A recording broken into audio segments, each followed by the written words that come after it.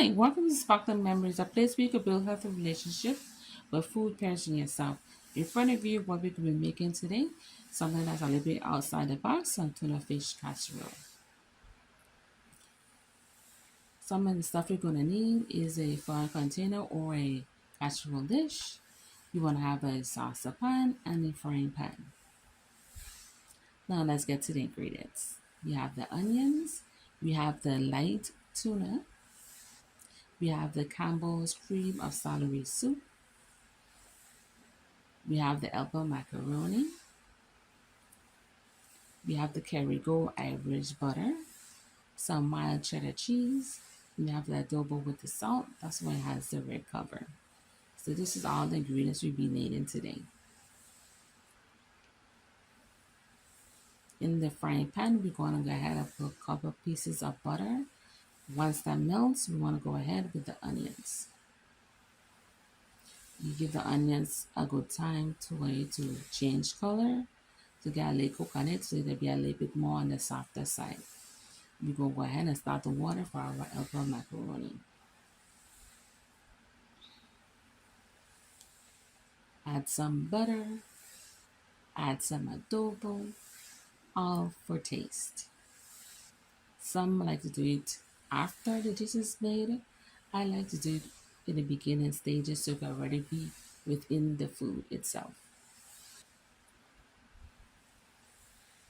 Give that a good toss when it comes to your onions as it continues to cook and change color and gets a little bit on the softer side.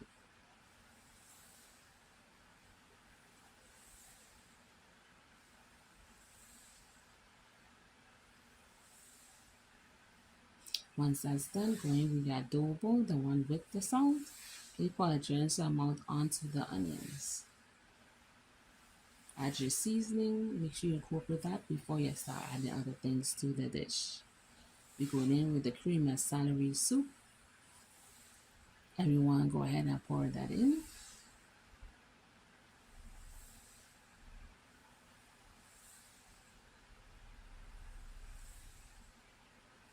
Once it's stirred and it starts to boil, it's going to look like that. And of course, you want to keep your eye on your boiled water. For the elbow macaroni, you want to go in with some olive oil. It's just so it got butter from sticking. Now we're going to go ahead and add our tuna that we want to go ahead and do a folding action so we can mix everything together. Once it's completely mixed together, you're going to go ahead and let it cook for that particular moment. Because remember, you only heating it up because you want it to be hot just like everything else, because it's not a whole long process when it comes to doing the tuna. It's kind of like having a tuna melt, but adding something different to it. So that's when you turn it into a casserole. Like if you ever had a tuna melt, it consists of the cheese, the tuna, and the bread. And then you just want to smooth it out and let it cook.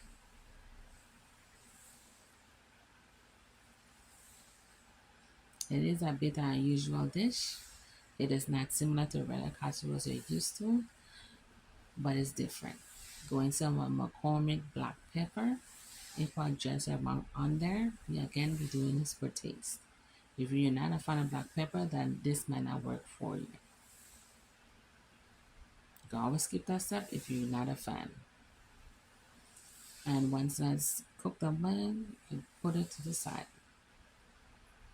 Now we're going to focus on the container that the casserole is going to be in. We're going in with some butter flavored cooking spray. You can always use some butter and paper towel and spread it on the melted butter. But for my shortcut, I'm going to use the cooking spray.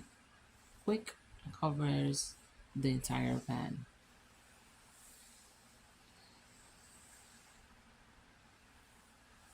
Put it on the side. Now we still with our little boiled water. We want to make sure that it turns to a complete boil before we add the elbow macaroni. Now it's completely boiled. We add in the macaroni to it. We're gonna stir it because again we want to avoid it from sticking together. That's why we added the olive oil and the butter. With all of that, it's going to be hard for it to stick together, especially if you're coming in and stirring it again. Don't just throw it in there and then leave it and then wait for it to cook. If you're adding your butter, it's for flavor. The oil is so you don't stick. Okay, some people miss that. So you want to go ahead and start adding your two mixtures together, the one you made in a frying pan, into the sauce, a pan that you have right here. Once that is placed and they're together, you want to mix them up. Hello. Hello.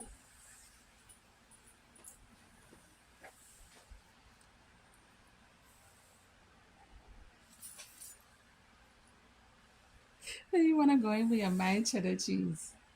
And go ahead and stir that. Put a generous amount on there.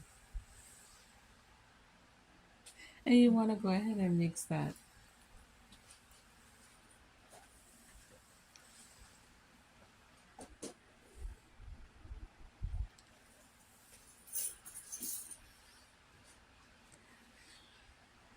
And then you want to add it to the container that you're actually going to bake it in. You want to make your first layer. Go ahead and spread out the mixture. So you can create that layer within the pan that you're going to bake it in.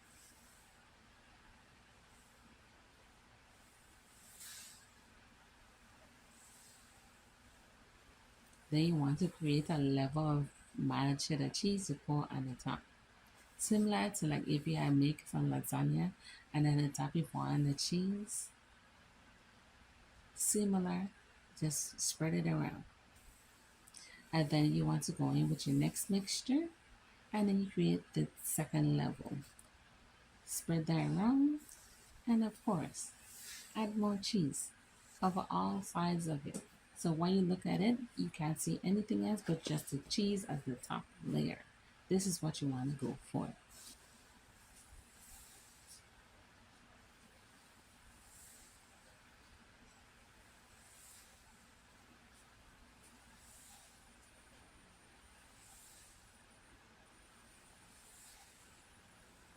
Make sure to get the corners.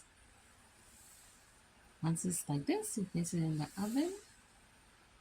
It take anywhere from 15 to 20 minutes because you basically waiting for everything to melt, especially along the sides. I'm just adding water because I want to get that steam effect while they're being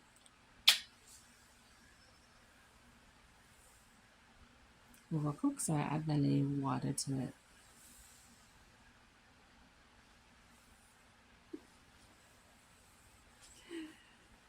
And once that's done, it's gonna look something like this. And basically serve after it's cool. Till next time, this is Mr. Rapper's Pocket Memories. Bye bye.